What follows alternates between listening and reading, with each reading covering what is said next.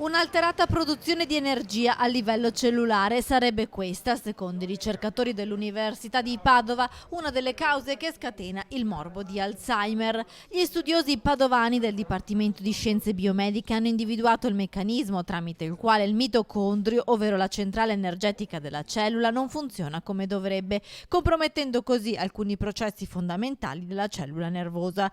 Questo studio è stato pubblicato in un'importante rivista scientifica. La malattia di Alzheimer è la forma più frequente di demenza e ad oggi non esiste una terapia in grado di curarla o di bloccarne la progressione. La corretta funzionalità dei mitocondri, spiega la professoressa Paola Pizzo, che ha seguito lo studio, è necessaria per rifornire alla cellula della giusta quantità di molecole energetiche necessarie a svolgere la maggior parte delle attività cellulari.